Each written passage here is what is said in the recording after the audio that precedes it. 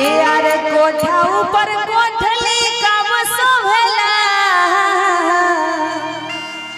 आ कोठा ऊपर कोठली कब सोभेला कि जब बउआ मोरा नामा तब सोभेला जब बउआ मोरा नामा तब सोभेला कोठा ऊपर कोठली कब सोभेला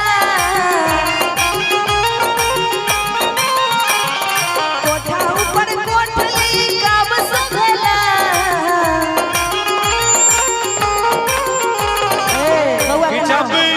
जब फुआ न चली अंगनवा तब सोभेला जब अनुज मोरा नामा तब सोभेला फुआ न चली अंगनवा तब सोभेला।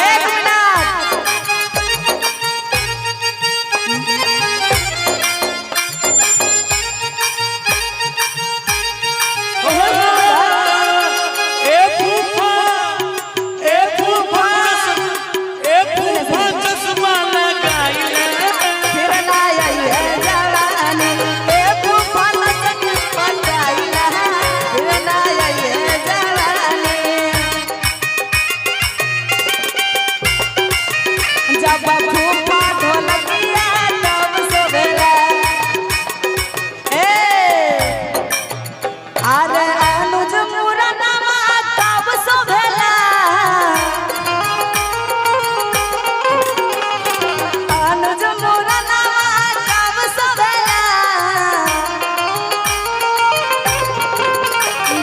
फूफा नचनिया तब सोभेला जब फूफा ढोलकिया तब सोभेला जब फूफा ढोलकिया तब सोभेला।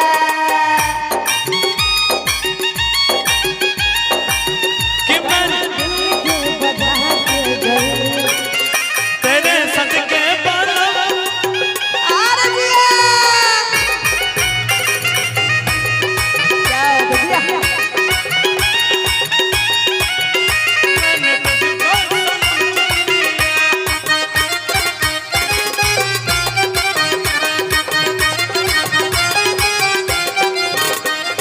फूफा ढोलकिया तब सोभेला फूफा ढोलकिया तब सोभेला।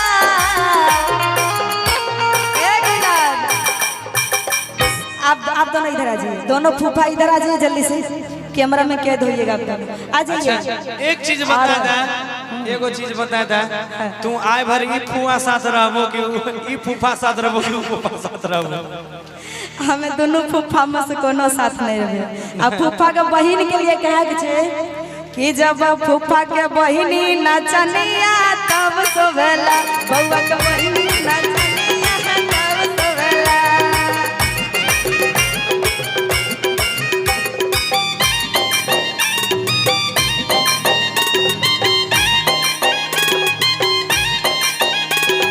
पोखर में डूब मर जाना तू छौड़ी कुंवर की सबके पोखर में डूब मर जाना तू छौड़ा कुंवर का सबरे।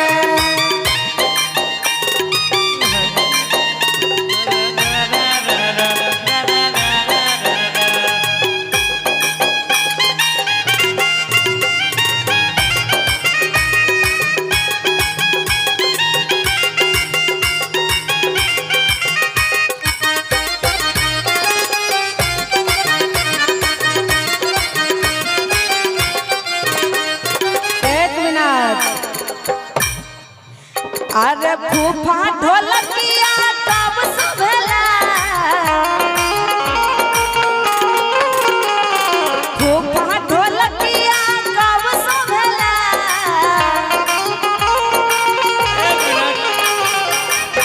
एक मिनट अच्छा बहिन के कते नचेबो फूफो के घंटा मजा लिया आओ कि जब साली नचाबे तब सोभेला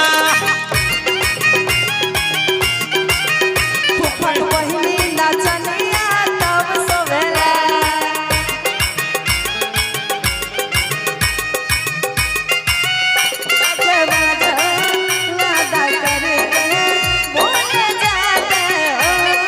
तुम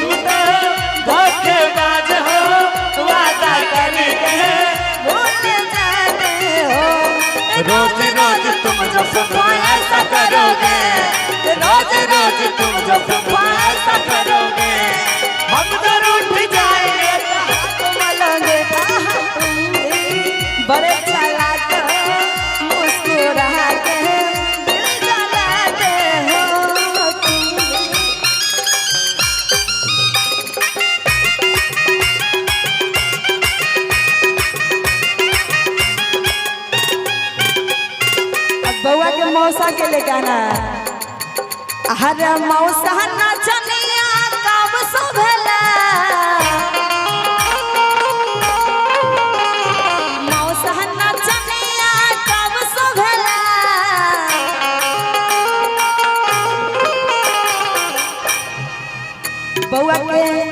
बउआ के मौसा के क्या नाम है बाबू? क्या मौसा? मौसा का नाम नहीं याद है। अच्छा फुआ अभी बहुत पुरस्कार दिए हैं, 2 लाइन याद आ गया। आइएगा, यही स्केल रखिएगा, ठीक है।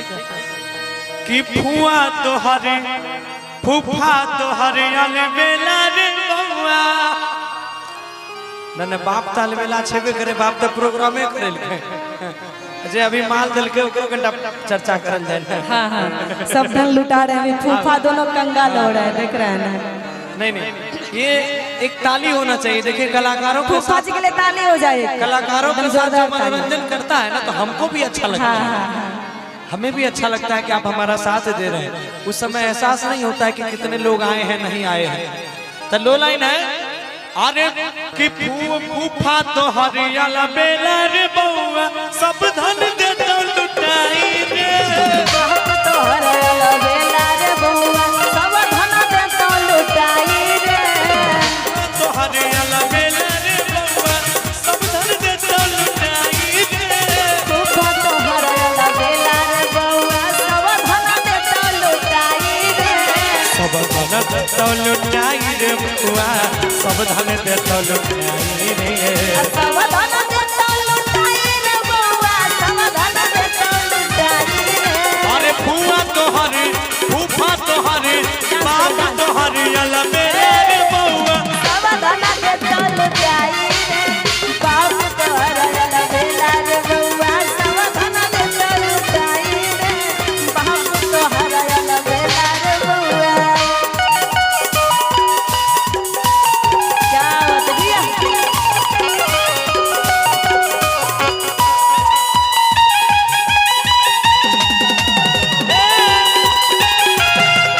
अरे आई बाकी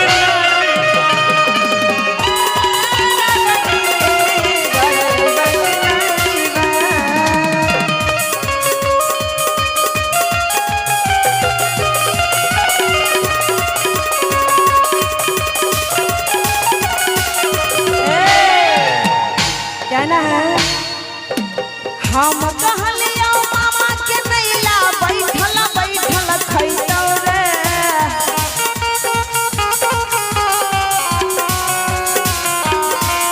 एक मिनट कि अरे हम कहलियो मामा के नैला आ दीदी के तोरा पटैतौ रे, कि मामा जी यो कतना लुका गेलिए यो, बउआ के मामा कने गेलिए यो, कि मामा से निक आ सबसे बढ़िया फूफा के लैता, सबसे बढ़िया फूफा के लैता, फूफा सब काम करत रे, सबसे बढ़िया फूफा के लैता, फूफा सब काम करत रे, बाप तो हरियाला बेला रे बउआ।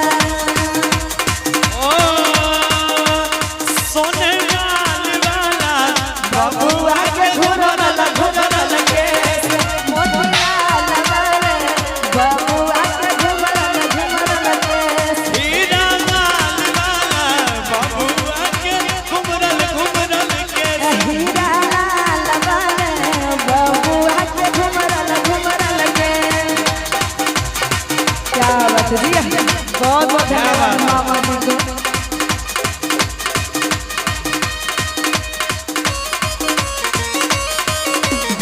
हमके घर में छोड़ के जाता ना परदेश बलुआ, हमके घर में छोड़ के तनी जाए से पहले काला उठा लाली से रोटी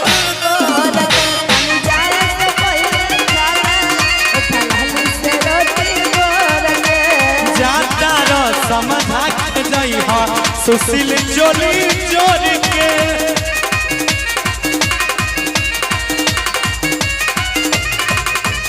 जाता रो समझा के जई हा कुंदन चोली चोर